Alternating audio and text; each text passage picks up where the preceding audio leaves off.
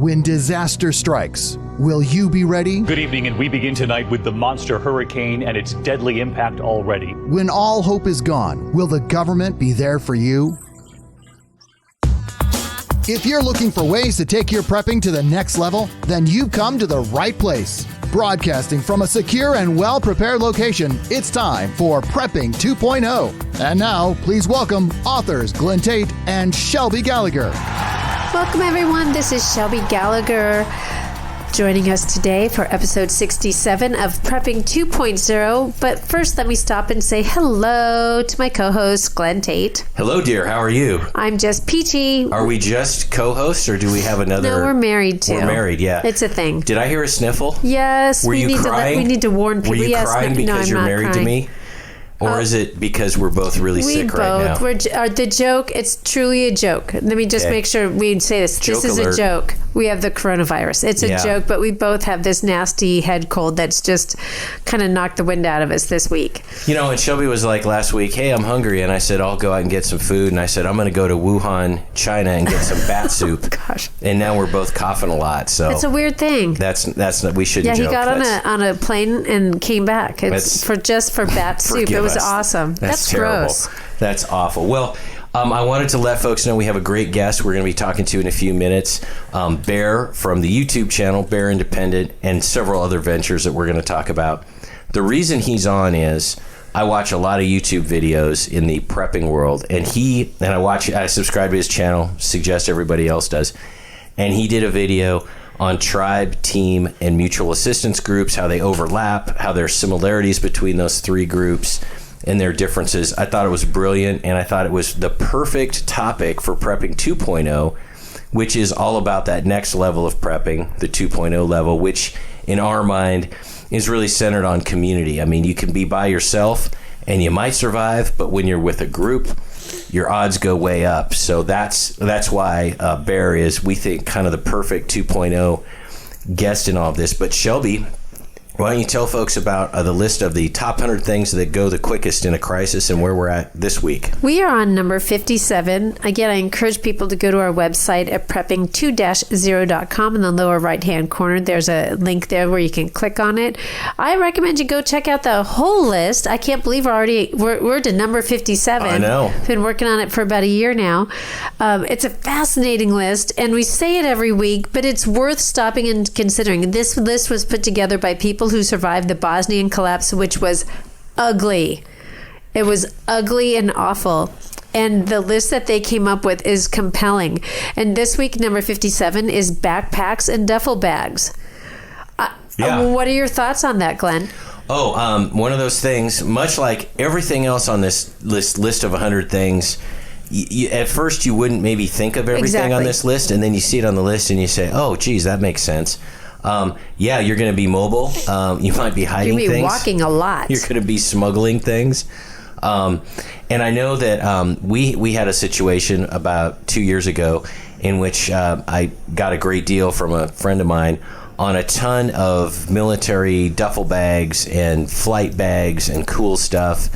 And they have so many uses. We can see a million uses for them, and it opens your eyes. And so, you're gonna need more than you think. Great places to get them, I think. Well, depending on what you need, a Goodwill. I mean, you can get $2, $5 for a backpack that may not be fashionable, and by the way, it may not be super high quality, but it's functional.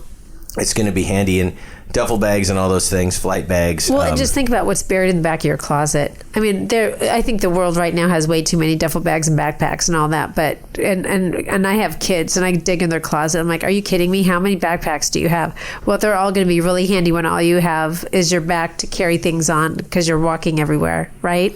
Exactly. So there you go. That is item 57. What's in the merch shack? What's in the merch shack? What's in the merch shack this week? Well, what's more compelling is what's not in the merch shack anymore. If you've looked at it, and we talked about it in recent episodes. Our AR-15 30-round magazines we've stopped selling them. We've sold out of them, as we warned would happen, because we are in the state of Washington, and the state of Washington is passing through their legislature to get rid of 30-round mags. Yeah, we call them standard mags, standard capacity mags. They call them high capacity mags. They're being banned. Yeah, but to be clear, because this is an important distinction, not banned in the sense of it's now illegal to possess one. To sell them. A ban on sales, but it's still a dumb law. We don't want to have them in our possession anymore. Yeah, because so we sold out. Yeah, so we can't. We sold out in the sense of we got rid of all our inventory. We didn't sell out in the sense of, supporting this law. I know. Oh, that's true. I mean, you should probably clarify that. You make a good point there. We're but that being said, I just think the irony of selling out of AR-15 mags that say "I Miss America" on them. Yeah, because a law is about to change. Because of tyranny. There you go. Yeah, it makes it illegal to sell them. So there we go. But they're all gone. They were great. And of course, there were the Patreon mags. Serialized. Yeah, serialized and for Patreon supporters. Well, and what is still in the merch check, though, let's talk about something positive. We have all these great patiently awaiting the collapse items. We have T-shirts. We have stickers. We also have these brand new 1776 2.0. Isn't that cool? Stickers. If those become a little bit more popular, folks, that's how you tell us you like things, is you order those stickers. And then I Miss America. We have some great merch, and what you do is just go to our website, prepping2-0.com, click on shop. It's all there. But you have some cool things to talk about. The whole world is waiting, Mr. Glenn Tate, about Pam Radio. Yes. Before I do that, if you don't mind, I'm going to mention some sponsors of ours. Oh, gosh, yes. Can't forget them. And they have ads that run in the middle of the show, so that you can get all the information, the discount codes, and the websites. One of them is EMP Shield. And I was watching Bear's video from about a week ago in which he did a review of it, and I'll just cut to and he can explain it too. He's like, I don't know. I mean, I don't know if these work or not, because I don't know, what are we going to do? Pop off a nuke to test it? I mean, how can you know until it happens? Which is exactly my position, by the way. I am not an electrical engineer. I've looked at the testing that EMP Shield's done. Which has been very strident. Yeah. And some of the contracts, and I conclude that it's probably going to work, but I mean, you don't really know, but it's still good to have. Anyway, and he installed them in the video in his truck, and it was Glenn easy. That's how easy it was. It was Glennable. I try to make up one word on every show, and that was it. New Mana, freeze-dried long-term storage food, bulk packs, Cati armor, CATI, come and take it armor, steel body armor, steel plate body armor with anti-spall coating. Excuse me while I'm about to cough. And then Backwoods Home Magazine, which we love. So now that the sponsors have been mentioned, I can tell you about PAM Radio, PAM Radio. And this is something that when we talk to Bear here in a couple minutes, I'm going to see if, what his reaction to this is. I hope it's pretty cool. So I don't know anything about comms because, quite honestly, why would I care? But I know I need to know it. I know I need to know it because it's incredibly important for prepping and for community and for, quite honestly, gunfighting and all that other stuff. And so I sat down and said, okay, I'm going to learn this. I'm going to take this upon myself for my team. I'm going to learn this. And I kind of overdid it a little bit. I think I learned it and created these flashcards. They're free. They're downloadable onto your phone. Sometime in the month of February, they will be done. The final version has been sent to the app developer, who is now doing some tiny little tweaky formatting. So they're really close to being done. If you go to pam-radio.com, you can sign up and you reserve your free copy. We'll send you an email with a copy of the app. And basically, it asks you a question on your phone. So you can use this, every 2-3 minute blocks of time, 10-minute blocks of time, whatever. There are 140 cards. And it asks you a question. It's all practical stuff. There's no ham radio test. You don't have to learn Morse code. There's no equations because I can't do math. There's nothing about the ionosphere, and there's no geeking out about the details of this stuff. It is practical stuff that preppers need to know to be preppers with comms, and that's it. So it's blossomed. It's big now, and I'm excited about it. So that will be coming out soon. And I'm really glad about that. And so there's that. And then one other little final note. I have this really, I can't believe this happened. KHNC, this really cool conservative talk radio station in the Denver area that's kind of cutting edge. They're doing a bunch of new stuff, and they're doing it really, really well. They asked me to do an hour show every week, and I do that on Fridays, but it's on the internet, it's archived, and I'm going to soon, like when I can, put the link up on prepping2-0.com, and you can hear the shows. They're really cool. It's an hour radio show. I can't believe I'm doing a radio show. It's like, it's not even my day job, but it's so much fun, and they're really cool there at KHNC. So I think there's going to be even more cool stuff coming out from KHNC. So with all of those administrative things, now it's the thing that you guys all tuned in for, and that's to hear from Bear of Bear Independence. So welcome to the show, sir, and why don't you tell us a little about yourself? Glenn, Shelby, thank you very much for having me. I must tell you, sitting here on hold on the line, trying not to laugh at the whole Wuhan coronavirus thing is difficult for me. So thank you for that. I'll tell you about myself, man. I'm perhaps the world's worst self-promoter. I much more prefer to do than to talk, which is hard to believe for a guy who's got 1,500 videos on the internet. Very good. But I run Bear Independent, which is a YouTube channel. We have bearindependent.com as well, which is kind of our, the landing page for all things Bear Independent related. We have the YouTube channel. We have a Patreon channel. And the cool thing about our Patreon channel is that there's a literal tons of exclusive content there that's not found anywhere else. We do a minimum of 24 pieces of content per month for Patreon that's not anywhere else. And I actually run Patreon like a consultancy, which is really cool because our patrons get to say, hey, Bear, I've got a family of 6. How much food should I stock for 1 year? And we'll actually break that down to the calories per day over the course of a year and go ahead and answer that for everybody so that content exists in, forever. But the whole class is learning, basically. So we're really proud of the way the Patreon channel is turning out. And then in addition to that, we have a consultancy, Prosperity, the word prosper, the word ready.com, Prosperity. And that's a partnership between myself and Pastor Joe Fox at Viking Preparedness. And Glenn, we were talking a little bit before we came on air. Part of how my day looked today was answering questions like, hey, how much for a pallet of 7.62 NATO? Hey, can you come take a look at my ranch? We have 100 people we'd like to feed. And hey, can you give me a quote on an area study in this particular area of the world? And so we do that through Prosperity. It's a really deep dive for people who are perhaps in a position where they don't have the time themselves to dedicate to this, or they'd like to bring in an expert in the field to address some of the issues that they're having, or they just need fulfillment. Hey, man, can you hook me up with a CH-64? I'll try. I'll see if I can find one. So we do that. Then we make Bear Facts, the Bear First Aid Kit. It's a handmade, made in America, guaranteed forever blowout kit that has been created and refined with the input from U.S. SOCOM, U.S. Army Special Forces, Combat Deployed Marines, Air Force Pararescuemen, and SWAT teams, which is freaking awesome. And they're everything you need and nothing you don't to save a life in combat conditions. That we know of, these kits saved 5 lives last year in 2019. Awesome. And we're really stoked for 2020, man. They're super cool. If you break the pouch, I will send you another one. Like, they're guaranteed forever. This sounds cool. I love it. We use only North American Rescue component. It's the highest quality. And the entirety of the idea behind the Bear Fact is to simply put good kits in the hands of good people so the good people don't die. And I really dig it. And then we do Grindstone Ministries. Grindstone is our charitable arm.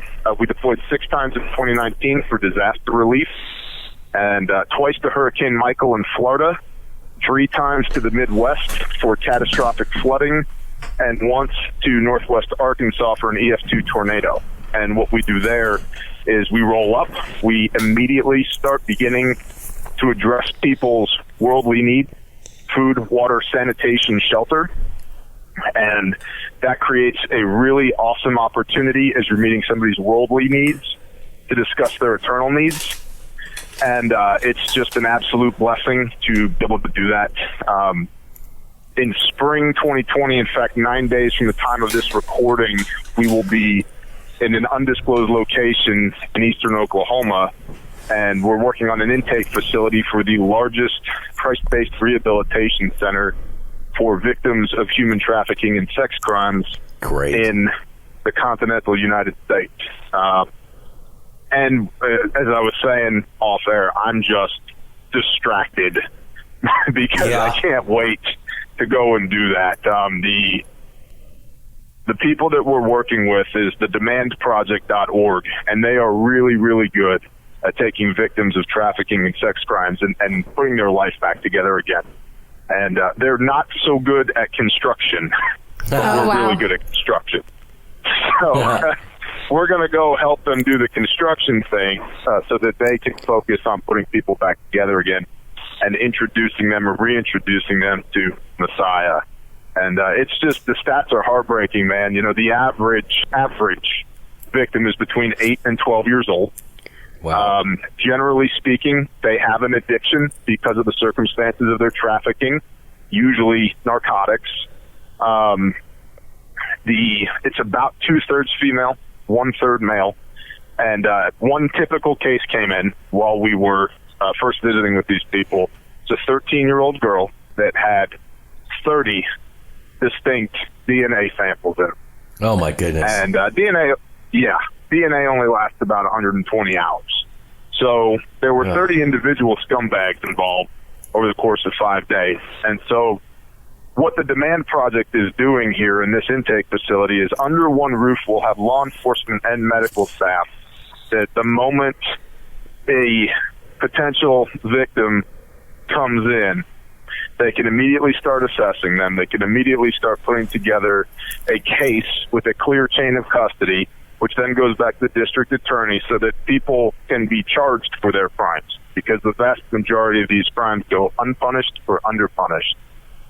And then that victim can get the medical treatment they need immediately and then begin the in-processing for the 17-month Christ-based rehabilitation program. And so I couldn't be more excited to just go do that. Like, if I could do that right now, I'd be doing that. But it's not time yet. So thank you for having me, and I'll be quiet now and let you ask me questions. No, this is great. Good. Well, and maybe this is definitely a topic for another day. But when we had mentioned to you off air as well, our episode right before this one, episode 66, we had Craig Sawyer, who is the founder and brains behind vetsforchildrescue.org, who rescues those very victims that you were just talking about. And one of our questions to him is, as preppers, what do we need to be prepared in a collapse situation for this very scenario where there are victimized, sexually victimized people that are just shattered, and that will and if that's happening now in pristine conditions, what is that going to be like in a collapse? And so maybe we'll have you on for another day, but I think that you are actually doing the groundbreaking work, literally, of what that will look like. So we'll talk about that another day, because we have other cool things to talk about. Yeah, I just wanted to open it up to the thing that really caught my eye and got me to email you and ask you on the show. Just tell us, and freestyle, free flow, any way you'd like. We have about 5 more minutes in this first segment, and keep going into the second segment and the after show if you want. Tell us your thoughts on tribe, team, and mutual assistance groups, and we're just going to sit back and listen and cough in the background. Absolutely. Yeah, keep that Wuhan covered up. So I started my life as a prepper as a lone wolf because it was just me, and I had no responsibilities other than myself. And then I met my lovely wife, and then we had kids, and then I realized pretty quickly, man, I cannot do this all on my own. And so I'm a big fan of community, and community is one of the dreaded C words in the preparedness industry, in the prepper mentality. Survivalists really are, some people are kind of afraid to be vulnerable with other people, to be accountable with other people, to admit that they need to depend on other people. But if you think about preparedness as perpetuating normalcy, which is how I think about it, it's perpetuating normalcy for the people that I love. We are highly dependent upon other people as a society. If you look at Dunbar's number, there's 150 people in your life that really matter. Whether you acknowledge it or not, there's 150 people that you're more or less dependent upon. And so I translated that in the community aspect to my family, my neighborhood, my church, people that I do business with that I care for deeply. These personal, deeply meaningful relationships, those become what I would refer to as, say, my tribe. That is my community. And if you think about right now how all these different facets of specialized labor are required in order for you to enjoy the quality of life that you have right now, if we're going to try and perpetuate normalcy into the future by being prepared for potential chaos, we want to be in a position where we don't have 3 people in our group and everybody's short on sleep and we have no way to grow food and we have no way to actually pull security. And I don't know the last time we went and got water because we're all exhausted. That's a losing proposition. There's a reason throughout history human beings have coalesced into tribes or communities or villages. And it's because you require a critical mass of people in order to get the job done. That old saying, hey, it takes a village to raise a child. In a certain sense, that's correct. Because somebody's got to watch the goats. Somebody's got to plant the crops. Somebody's got to stand out by the gate, make sure the heathens aren't going to try and break in here and kill us. Somebody needs to cut firewood. There's lots of things that need to happen. So if you just simply look at the situation logically, if you play out a long enough timeline, the lone wolf prepper or the soloist eventually runs into situations that they simply cannot contend with. If your goal in your preparedness lifestyle is to go out into the woods solo and bushcraft your way to prosperity, all you need to do is turn an ankle, and now you're a casualty. You're done. And so the carrying capacity of a community allows us to engage in specialized labor. It allows us to have things like a dedicated security force, dedicated agricultural people, perhaps somebody who does the teaching, perhaps somebody who does the preaching. And it's a greater semblance of normalcy in perpetuity going forward than simply hoping that me and my household will be able to stand against the world. And so one of the ways that we do that is what we call mutual assistance groups, and that consists of teams, the team being the local people, your neighbors, the guy across the street, the guy 3 houses down. That's your team. They are your QRF, your quick reaction force, that if something goes down right now, your team is here right now.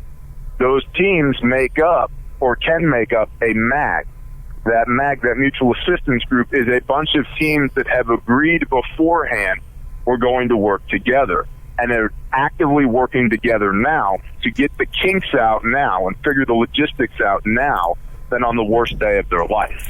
And so I'm a huge proponent of community because it requires me to step back from my ego and be logical and go, there's no way I can do this all on my own. And more importantly, it would be far less enjoyable for me to do this all on my own. It always happens, Bear. We have to cut you off. We're going to come out of segment 1, but join us in segment 2 for more of this. Bear is just getting started. I've heard this on YouTube. You're going to learn a lot. Stick around, folks. We'll be right back with more of Prepping 2.0 with authors Shelby Gallagher and Glenn Tate right after this.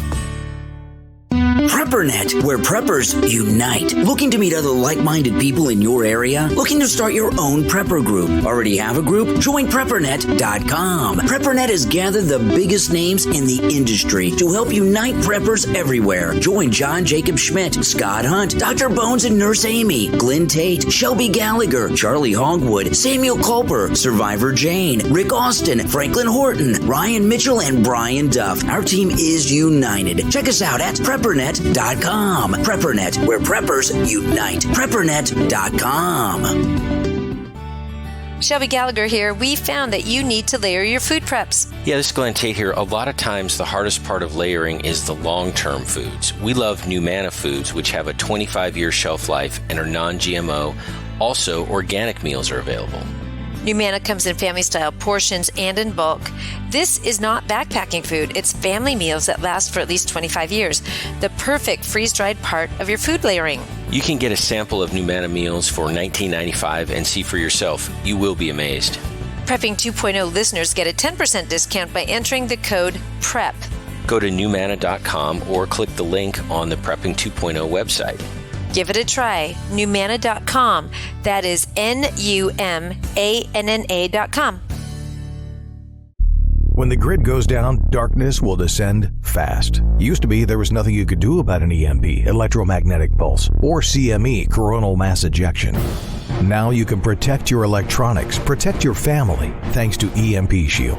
EMP Shield invented a simple-to-install device that prevents whatever's connected to it from frying in an EMP or CME, and it costs just a few $100s. EMP Shield has been tested by independent laboratories and passed muster with the government, which has ordered lots of them. Google EMP Shield and see for yourself, and save some money. Get a $50 discount per device. Go to prepping2-0.com. Click on the Friends and Affiliates page, then click on the EMP Shield logo. At checkout, use coupon code PREPPING 2.0. It's all one word. Prepping 2.0 is about that next level of prepping. One of the key 2.0 items to have is bulletproof body armor plates. I used to think body armor was too tactical for a regular guy like me, but it isn't. Give yourself, your family, and your team an unfair advantage when bullets are flying. Body armor used to be expensive and hard to get. Not anymore. KD Armor, and that stands for Come and Take It, makes solid and affordable body armor for normal people. Get body armor while you can. The clowns in Congress are trying to prohibit future sales. KD Armor is the place to get it. CATI Armor.com.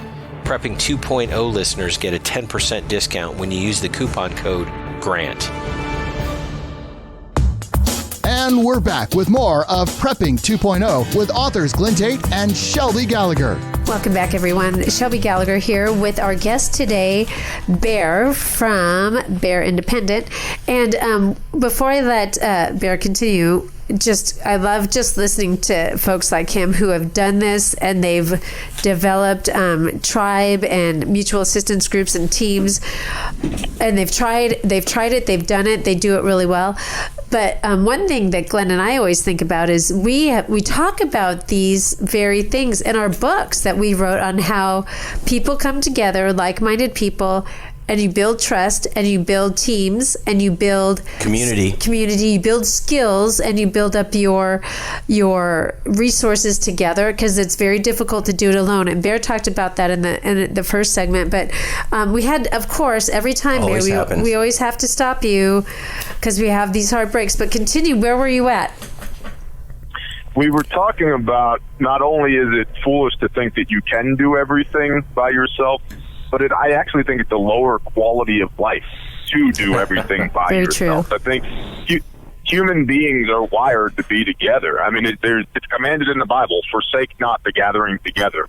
We are not supposed to stumble through life by ourselves.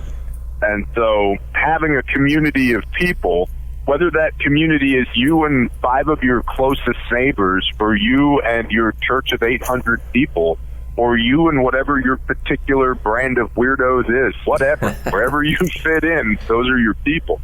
And I just can't encourage people more strongly to start building those meaningful relationships now and having those conversations with people now before something potentially catastrophic happens. One of the things that we talk about repeatedly at Bear Independent is that you don't want to be testing out your theories on the worst day of your life. You don't want to find out, oh, this thing doesn't work. It's worthless when your life depends on it. And so I believe it's really important for you to have these relationships figured out now and to strengthen those relationships now. And, for a lot of people that live rurally or on the edge of town, this is basically being neighborly, looking out for each other, and I think it's important that we have these conversations, as we were talking about off air, normalizing preparedness. That stupid show. There's several channels out there that are all about 12 reasons that zombies are going to eat your dog when the world ends. And it's like, you know what? I don't think that's going to be the case. And so if normal people have normal conversations with other normal people about stockpiling material goods potentially to mitigate risk. Just like an insurance salesman, you go in and have your insurance checkup once a year. Hey, do I need more life insurance?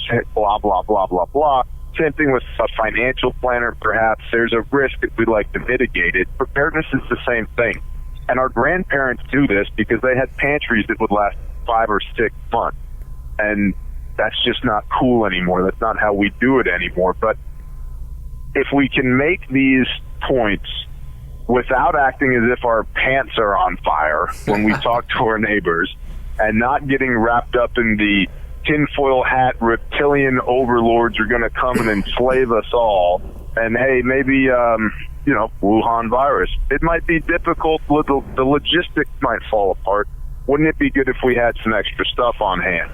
Hey, I never thought about that. Thanks for bringing that up. And so community doesn't have to be that we all intentionally sit around a campfire and hold hands and sing Kumbaya. It could very easily be your residential neighborhood, the people on your street, your friends from church, like I said. And I just really believe that it's vital that we start having these conversations in a more and more normalized manner to invite people into this worldview, because that's what it is. We just tend to see the world a little bit differently. Might you agree, Glenn? Oh, absolutely. Absolutely. And I like the concentric circles of tribe and team and mutual assistance groups. And they go by different names and they have different labels, but there's obviously your immediate family and that could be, part of your tribe. And then people, the neighborhood, and here we're in an extremely rural area and we have neighbors, like half a mile away or something like that. And they're solid folks, and we have plans. I mean, we've been kind of approaching it, subtly with them, but I can tell that they're pretty solid folks, and they're in line with this in worldview, Christians, among other things, and that's helpful. But so we have that in mind. And then I have, Shelby and I, we have a team. They're described in my books, 299 Days. They're all real guys, by the way. Everyone thinks I'm like this really creative guy and came up with these amazing personalities. I'm just like, nope, they're just friends of mine. We've been together as a team 10 years. I think we've evolved amazingly well when it comes to skills and things like that. And it's not just going out to the gravel pit and shooting guns. There's all kinds of stuff we do, and there's social things we do, and there's bonding, and there's involving each other's families and all that other stuff. There's that. So that, in my mind, is a team. In my mind, team is more security focused. I mean, and that is not necessarily the only answer. I'm just letting folks know kind of where I'm coming from, because I view it as a band of brothers, a small gunfighting crew, short squad, something like that. And then I foresee, now I'm focusing on the security stuff. And there are many other aspects to this. Like, there's so many other aspects. If you only focus on the security stuff, guys, and it is primarily a problem that guys have, you're selling yourself short. But back onto, 7 ARs, but I have no way of treating water. But on the security topic, there's the core team, and we're brothers and all of that. And then I see, and maybe it's because the situation that Shelby and I are in, I see pickup crews. I see vetted people that are maybe not tribe. They're auxiliary, if this were a special forces thing, auxiliary and underground and that sort of stuff. And pickup teams, we all of us on the team have our eyes on a couple guys who we have spent, in some cases, years kind of vetting and hanging out with, and seeing them when they're really mad, see what they're like, see what they're like in some cases when they're drunk, because you can learn a lot about people that way. We don't poison them with alcohol just to they're not experimental lab rats or something like that. Yeah, we sneak vodka. No, we don't. No, we don't. But no, we're really getting to know them, and we foresee a pickup team situation. And I'm getting off of the topic a little bit, but I'm really curious what Bear thinks about this. This may only apply to a few circumstances like mine, but I foresee security companies. I think when things break down, there's going to be a need for security, and not to make money to buy, cigars and big screen TVs, and not to be gangsters or thugs, but to provide security for good people. And I think that security company, but obviously you have to have everything else squared away before you're even thinking about this, right? So don't think that my plan is like, I don't have to get stuff. I don't have to know things because, I'll just make a bunch of money protecting rich people. No. It's not like that. But anyway, what do you think about sort of security contractors and a team and maybe a pickup team? And how does that fit in, if at all, into this framework you've been describing? That's a really good question. I think if you have a large enough tribe that you have a security team within it, and then you can also have ancillary, auxiliary individual, as you were saying. So let's approach that from two different angles. The first is, for example, if you look at our upcoming deployment with Grindstone, we're going to deploy about 36 people 3 times. So we have 3 phases. We'll have 36 people on site. One of the teams within that crew that will land on site, and we will go to work literally and figuratively, is a security team. I also have commo guys. I have a media team. I have a crew of people that will run the FOB, our home base. We have project management. We have runners, gophers. Hey, you go for this. You go for that. We have all of these different teams of people based upon their expressed interest and what they are actually capable of doing. They are placed on a particular team so that we have the highest rate of efficacy when we're on target. And so I definitely think that if you have a large enough group, whether you call that your MAG or your tribe or your community, that there is a place for specialized teams, security or otherwise. And I firmly believe that everybody should be able to run a rifle and a shovel. Those are my 2 core elements, because you're going to need to plant food, and you're going to need to protect the food and the people eating the food. I believe this wholeheartedly. And so not everybody is on the security team, but everybody should be able to function as an auxiliary, that if we get overwhelmed or the security team is in the field or whatever. And I do agree that a lot of emphasis is typically put on the security aspect by men, and I believe that's because firearms deal with immediate problems immediately. And that's where a lot of preppers start, is they start with the firearms, and then they realize pretty quickly, I'm going to need to eat something. And then they get into food storage, and then it's like, well, what am I going to eat when my food runs out? I might need to learn how to grow a garden. And it seems to be this evolution that I see over and over and over. The other side of that, or the other prong of that conversation, is security teams as individuals that are operating in an environment that have an expressed allegiance to, or maybe not an expressed allegiance to, different groups within that AO. I think that's entirely possible, and I like how you kind of put a caveat on there that you're not talking about warlordism. I do, however, believe that warlordism has a possibility to return. Oh, heck yeah. Because, war is very simply dedicating certain resources to the acquisition of or protection of other resources. And so if the resources you have are strapping young men with ARs, but you don't have any food, it's just a matter of time before you go looking for food. Yeah. And so how I like to think about this is that I want our tribe so well prepared, both from a shovel standpoint and a rifle standpoint, that we are the type of people that you need to at least negotiate with, if not partner with. And that's the standpoint that we take. We are all very good at running our individual weapons platforms. We are all very good at growing food. And we like it that way, because I want to be the type of person that as somebody decides that they're going to operate in our AO, they count the cost and go, I really don't think we should mess with those people. They would be better friends than enemies. Yes. And so, that, but all that being said, that we're absolutely not looking for a fight. And that's where I think it's really important that you take positive control of an area and then be benevolent within that area. Precisely. Because nature abhors a void. Somebody has to run that area.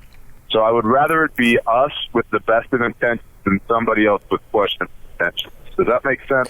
Oh my goodness gracious! You have encapsulated the village stability operations that it's all over my books. 299 days. And by the way, I just made it up. I'm not a Green Beret or anything, and it was just kind of what made sense. And I just started writing about how I think things would play out, for the better.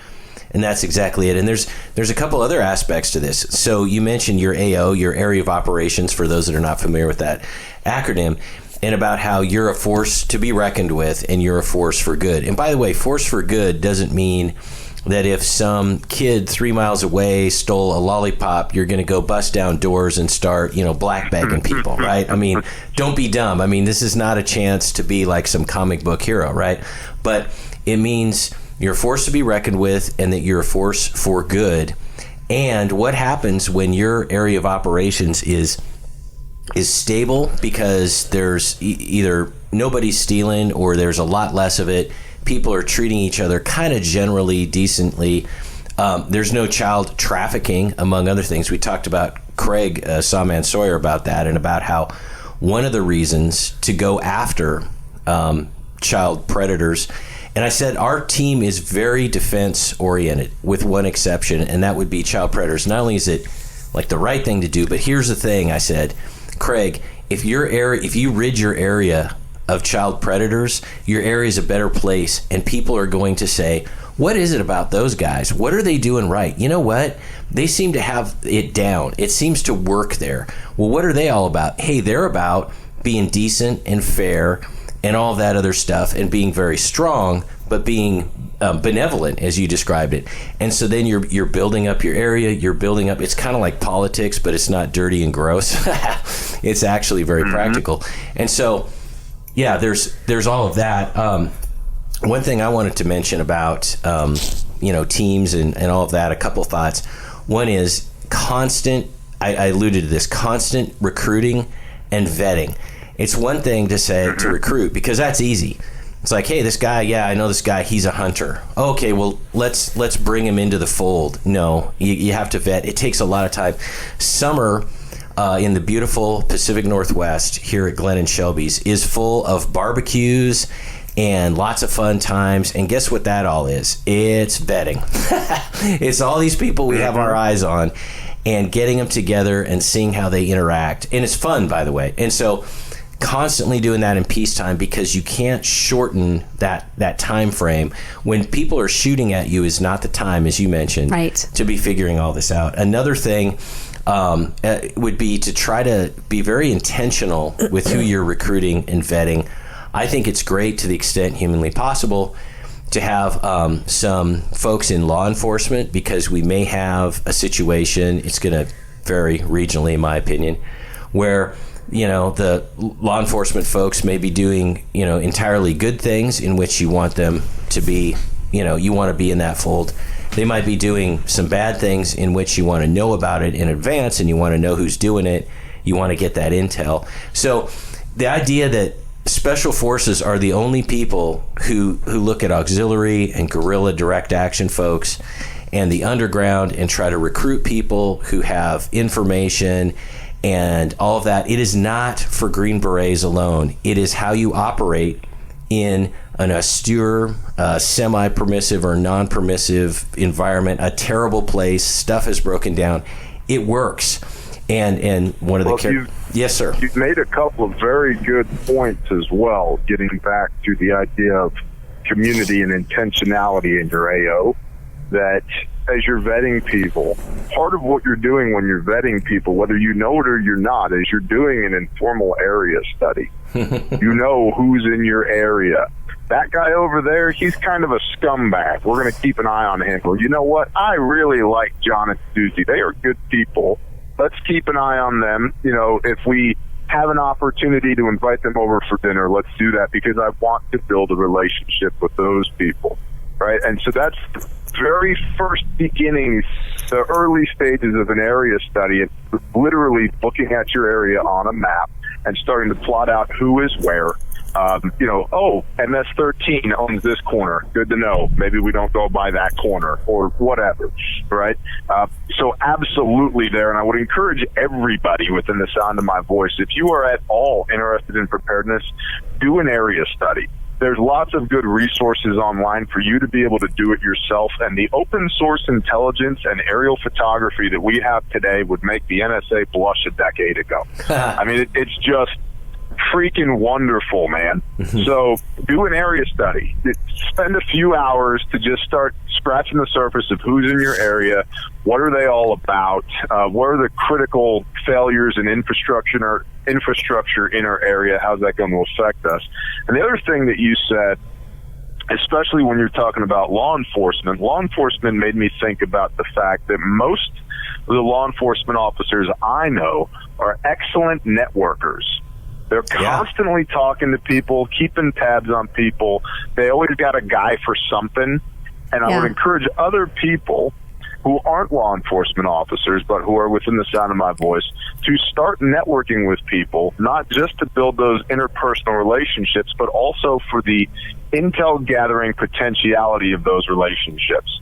Meaning that just by simply talking to people, you start to learn things about what's going on over there, or, hey, I heard this thing's going to happen over here. And now you're gathering intelligence actively, and you can compare that against your area study and having ongoing, up-to-date picture of the environment that you're operating in. And all of that sounds super high speed, but most of us do this every day without even knowing about it, right? Yeah, exactly. And so, just continue to garner those relationships with people that matter and be intentional about it, again, so that you have those relationships in place, that network in place should you ever need it. You don't want to be the guy that's outside of the team hoping to get recruited into the team. You want to be the guy that's already on the team who knows beyond the shadow of a doubt we have a place to go, we have food to eat, we're going to have a roof over our head, and we have brothers who will protect us. You don't want that question mark. You know what I mean? Exactly. And a real quick thing about area studies, a great resource, a former guest that we had on the show, Sam Culper of Forward Observer. He does webinars, and he's fantastic. I highly recommend forwardobserver.com, I believe. Look on there about area studies. And Shelby had a point to make. Well, and you're just putting a great exclamation mark on so many. I mean, I'm thinking of the dozens of shows that we've done where we've touched on this very topic in various ways. And you just hit on one that I've said over and over again before, is that you have to do the hard work of relationship building. One of the number one questions that Glenn and I get all the time is, how do I meet preppers in my area? And you can do that through we talk about preppernet.com, where you can actually be pointed in the direction of preppers in your area. But then after that, it's the barbecues. It's the, hey, this is Bob and Susie over there, over a mile or two away. Do we get along with them? Do the kids get along? What are can we? Are we a good match, kind of a thing? I mean, it's like dating, I know, but it's also, these are people that to me, the end goal in doing all of this is developing relationships that I can depend on those people with my life, and they can depend on me for their life. That's what you're searching for, and that's what we're working for. But I also agree with it all starts with getting to know someone. There's people that I've met in our community where just things that they say tell me that they're like-minded. Law enforcement officers in our area, we've gotten to know them. We know that they're like-minded with us. I'm not going to tell you what they've said, but another aspect that they have that all of us need to have, and they know what are called in the law enforcement industry is frequent flyers.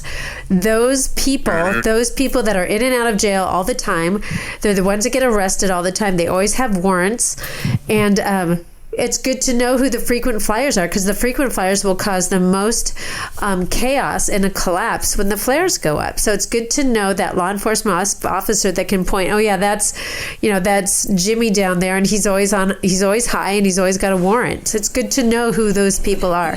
And Glenn has a thought too. Well, we have about, sorry, I'm coughing. Yeah. We have about 3 minutes in the regular show.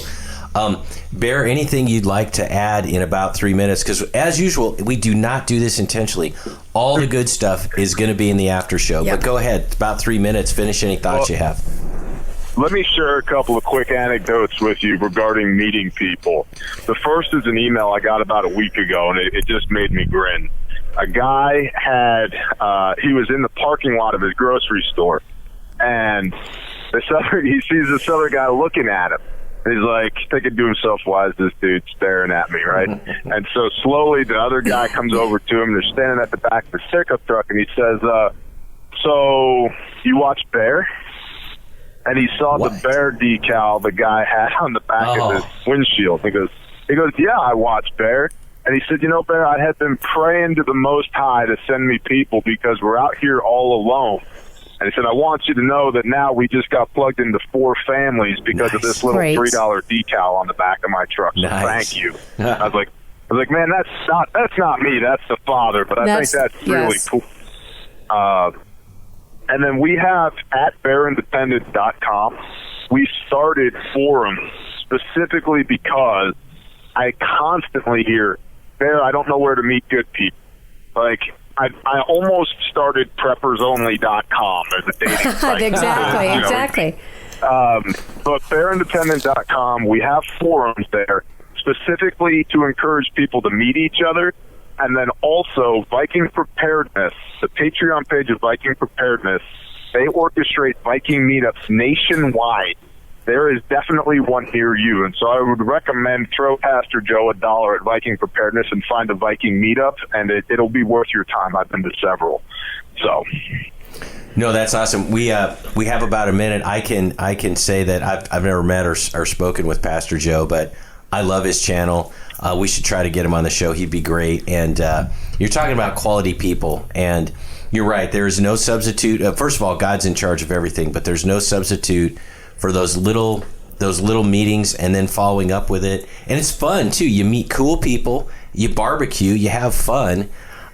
There's no downside. And another thing real quick is that I've had a situation where somebody that seemed pretty awesome, in the beginning, after about 6 months of getting to know him, actually wasn't awesome. And boy, am I glad that I spent the past 6 months, finding it out now. So, we have just a few seconds. Shelby, why don't you take us out of the regular show? Join us in the after show, everybody. Take us out of the regular show with your famous quote. From Benjamin Franklin, failing to prepare is preparing to fail. Have a great week, everyone. You've been listening to Prepping 2.0 with authors Shelby Gallagher and Glenn Tate. All of the fun and easy prepping information heard on this podcast can be found online at prepping2-0.com. You can also find out more about Glenn's books online at 299days.com and about Shelby's books online at agreatstate.com. Until next time, be smart, be safe, and be prepared.